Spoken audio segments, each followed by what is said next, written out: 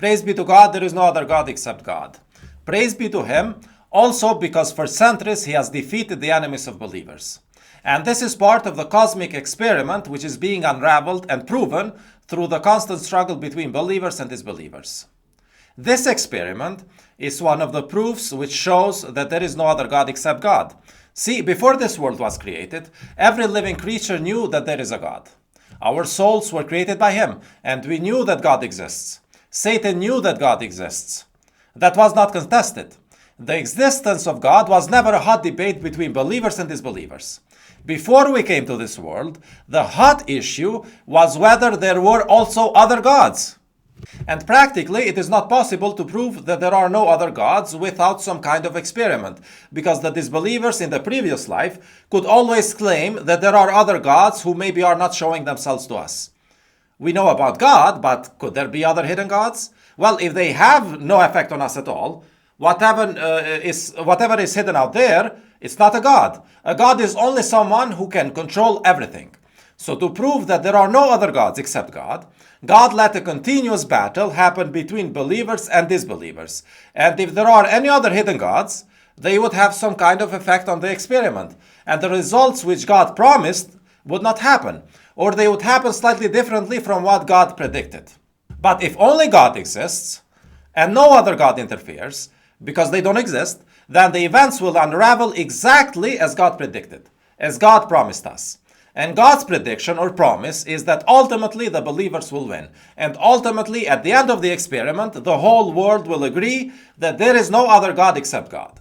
There will still be disbelievers who will think that there is no God at all, but that is an easy issue to solve once they reach the next world. The more problematic issue is to prove that there are no other gods beside God. So basically, the battle against atheism is not our battle.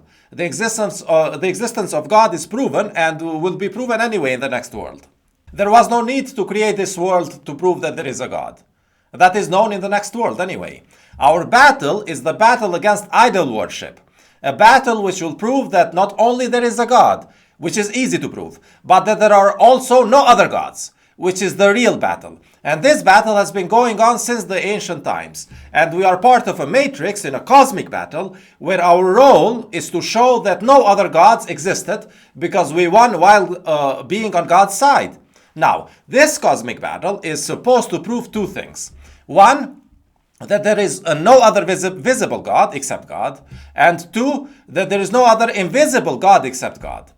Again, the first part is easier to prove because all the visible fake gods are pretty much proven to be fake gods because they were destroyed.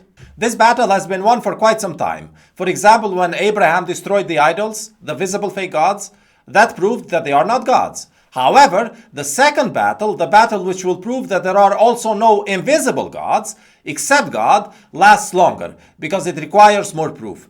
And when I talk about invisible fake gods, I'm talking about gods like Zeus, or Apollo, or other imagined ancient gods like the Greek ones, and the Egyptian ones, and the Babylonian ones, those which they claimed are not seen, invisible to us, beyond this world. Now again, as I said, it's easy to prove that idols, visible so-called gods, are not gods because you can just destroy them. But once people claim that there are other gods beyond this world, where we cannot reach, then it becomes a problem to prove that they don't exist. Unless you let the people make those claims, and you also make your statement that there is only one God, and then we battle it out. We see who wins. And that will prove that we had our God support while they lacked support from anything which they imagined. And therefore, they don't have a God.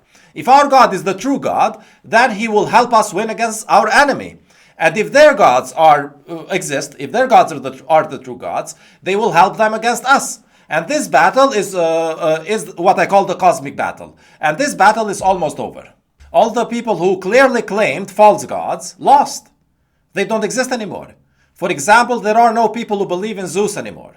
After centuries of claims. The claims for Zeus vanished. The claims for Apollo vanished. While the claim for God still keeps going on.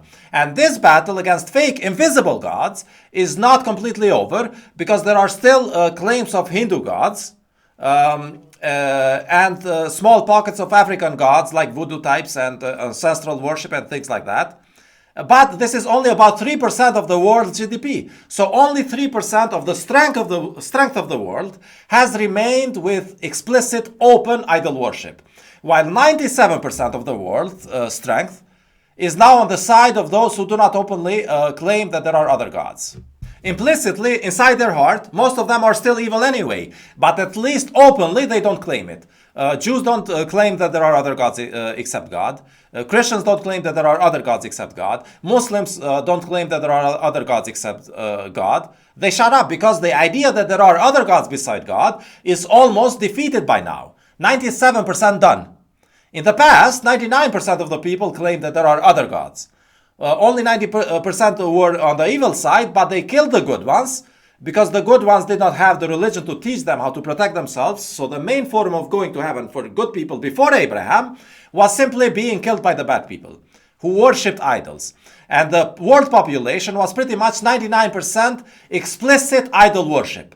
But today, it's only 3%. So explicit idol worship, open idol worship which people knew that it was idol worship, was 99% in the past. Now it has decreased down to 3%. As you can see, we are winning.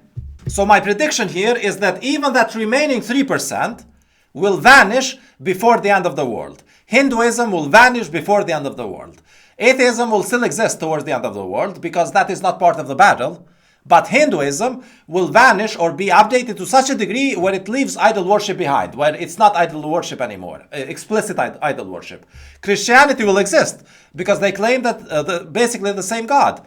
Judaism will still exist because they claim basically the same God. And Islam will still exist because they basically claim the same God. And all the other religions which do not claim any kind of God, maybe like Buddhism, they can exist until the end of the world because they are not really religious. They are just spirituality. But religions which claim another God beside God cannot exist until the end of the world. So the battle is almost over. 97% done. Thousands of claims of invisible gods by the ancient people have already been defeated, and only a few more have remained to be defeated.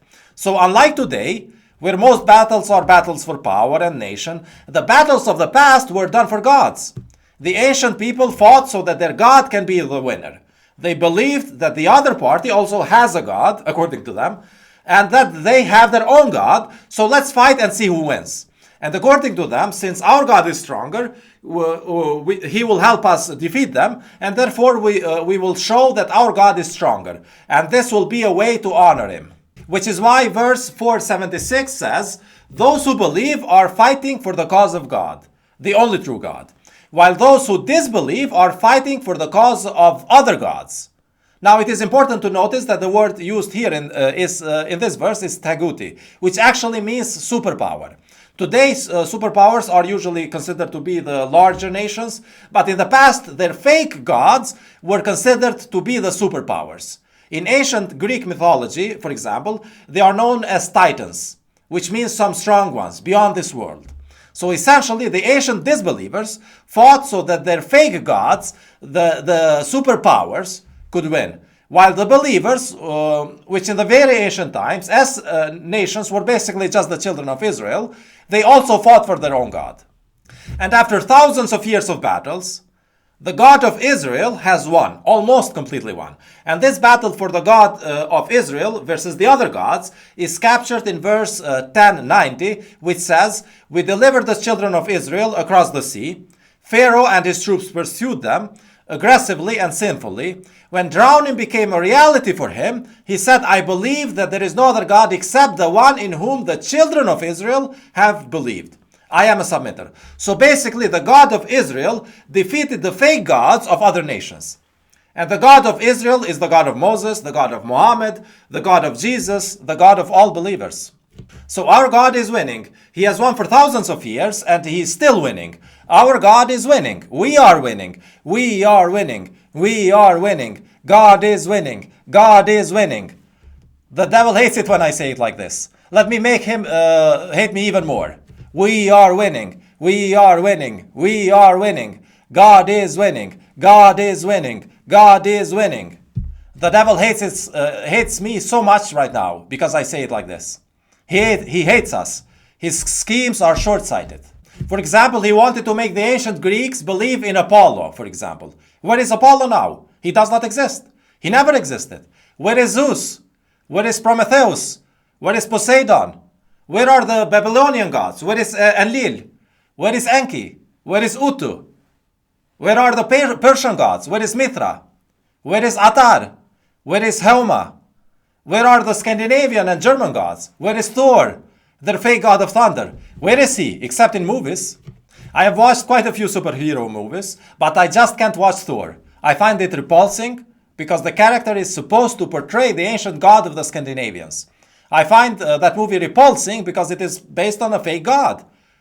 We should stay strong in honoring our God by not secretly cheering for other gods in a movie.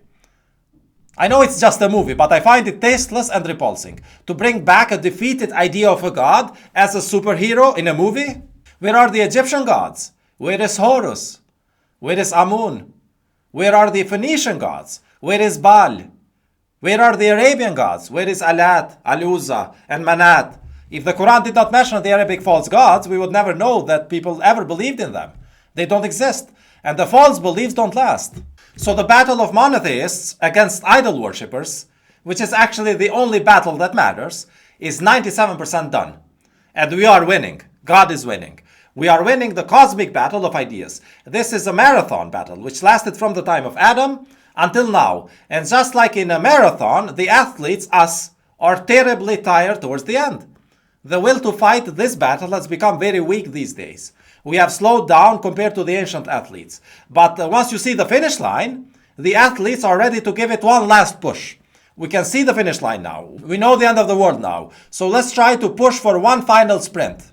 The athletes of the past, the believers of the past, ran and ran and ran without seeing the finish line. And it takes a great belief to keep on going when you don't see the finish line. But we can see the finish line now, so let's gather our strength and execute our final struggle in the battle of ideas.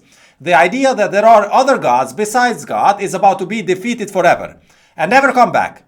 And all the creatures in all the universe, the angels, the humans, the jinns, the animals, they will know once and for all, and not only believe, but they will also know that there is no other God except God.